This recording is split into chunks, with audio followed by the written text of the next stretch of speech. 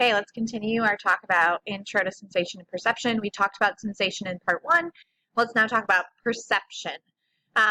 So we're going to talk about a couple different ways that we perceive things. The first thing is perception of movement.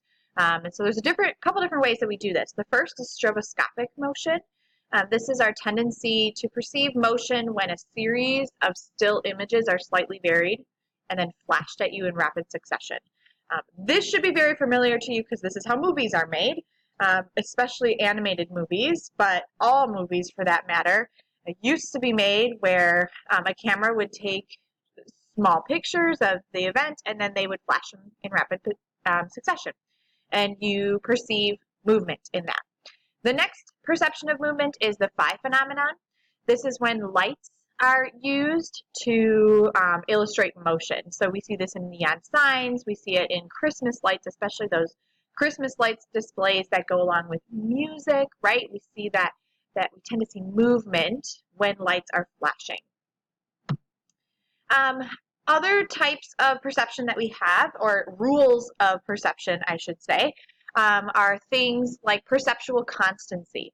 So we perceive events or objects, I should say objects, not events, as unchanging, even if the illumination or the actual retinal image changed. So what that means is that when we see something change shape, like a door, for example, when it's opening, just because our eyes sense that change in shape doesn't mean that we perceive that as any different object, okay? So we continue that perceptual constancy.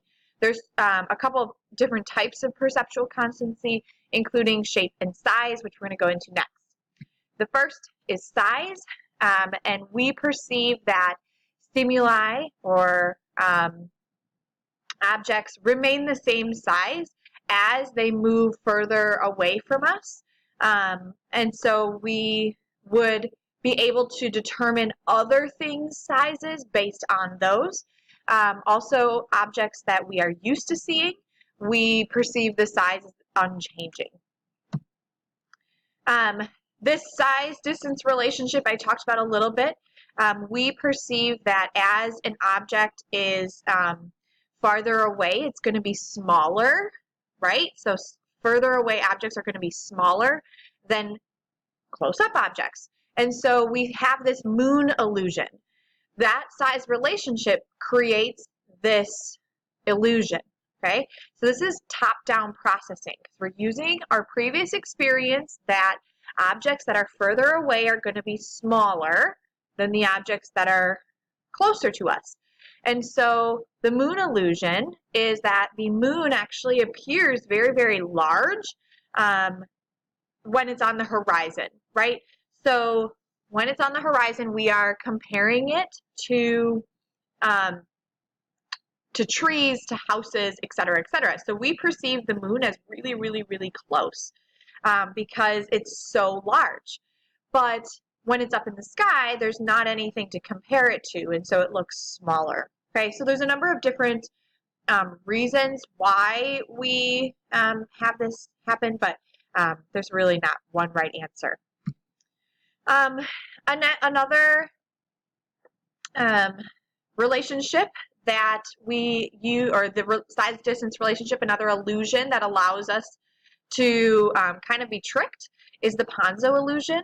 So because we're used to the idea that things that are farther away are going to be smaller, we use things that are closer to us to determine their size. So for instance, this yellow bar here on the bottom appears smaller because of these depth cues, right? So we are using these parallel lines here as depth cues. And so we assume that this one is smaller than this one, when in all actuality, they're exactly the same. The Miller-Lyer illusion also does this for us. We assume that this line is longer, but if you would remove these arrow points here, they're actually the exact same. And again, this is because of that top-down processing of the size-distance relationship. We use that experience and our expectations to explain things to us, and then when we actually are sensing things, we're thrown off a bit. Okay, So you can see here that those two lines are actually exactly the same. The Ames room is actually an example of this as well. So this room is built so that when we are sensing it, we don't see the different shapes of the room, which are up here. And I know I'm kind of blacking it here, but the room is built in a way so that we have this illusion of the size distance relationship. And so we assume that this guy is shrinking as he's in the room. But in all actuality, it's just because of the way the room is built. This part of the room is closer to us than this room, and so he looks smaller over here and larger, and the door looks larger. So let's talk about sensory deprivation. This is also called perceptual isolation. But basically what this is, it's the idea that we are blocking our senses, right? So for instance, if you are born blind, or if you are made blind, if you are deaf, whatever it might be, we are deprived of that certain sense, right? So over time, our other senses are going to compensate for that. So kittens who were raised without exposure to any horizontal lines later had difficulty perceiving horizontal bars. So like because they were deprived of that exposure of horizontal lines, they couldn't perceive them later on, even if they were exposed to that horizontal line. What it suggests is that our vision and our perception of our visual clues is not innate. It's at least partially acquired by our experiences. Our perceptual adaptation is the ability for us to kind of adapt to perceiving things. So for example, we as humans can adapt to an upside down world. If we would put on goggles and it was going to adjust your visual field, for example, like drunk goggles or goggles that would like shift your vision to the left, when you first put them on, you're not going to be able to do everything perfectly, right? Like if I throw a ball at you and your vision is shifted to the left, you're not going to be able to catch it. But over time, you would adapt to that perception of what your eyes are bringing into you, and you would be able to function normally in that kind of world. Even in an upside down world, you would be able to adjust and your perception would be able to change so that you could function normally. Okay, so let's talk about how we perceive things and what makes us perceive the way we do. So perceptual sets are a mental predisposition to perceive one thing and not another. Okay, so basically it's a tendency for us to notice some aspects of available sensory data and ignore another. So I'm going to explain this using a couple different examples. So if you look at this picture on the left first, okay, so if you stare at that picture and then you look at the middle picture, you're going to perceive a man with a saxophone, right? However, if you look at this picture on the right first, stare at it for a little bit, and then you come over here and look here, you're going to see a woman's face, right? That's a perceptual set. Whichever picture you look at first has predisposed you to perceive this picture one way or another, okay? To notice this about another thing, okay? Usually, our perceptual sets lead us to fairly accurate conclusions, right? However, sometimes they can lead us to thinking that there's crazy things in the world than there actually are. So, for example, if you were in Scotland at the Loch Ness and you were told about the stories about the Loch Ness Monster, and then you saw this floating in the water, you would perceive it potentially as the Loch Ness Monster. And if you were around Area 51 and you were talking about potential of aliens, you could potentially perceive these as UFOs. However, this might actually just be a tree trunk, and these could actually just be clouds, right? So sometimes they lead us to incorrect observations. Okay, schemas are another way that we perceive things. It's actually how we organize information in our brain. What these are, they're the characteristics of concepts that we use to help us organize and interpret unfamiliar information.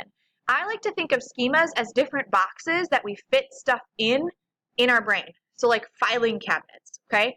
So when you're little, you create schemas for everything around you. A dog, a bike, a house. And you just fill that box then with the characteristics of whatever concept you choose, and you fit things into that. And we use that schema then to explain something. So for example, when I was little, if I had a schema of a dog, right? That's the only animal that I've really been exposed to because I have one at home. The characteristics are going to be something that is smaller, furry, has a tail, you know, that kind of stuff, 4 legs.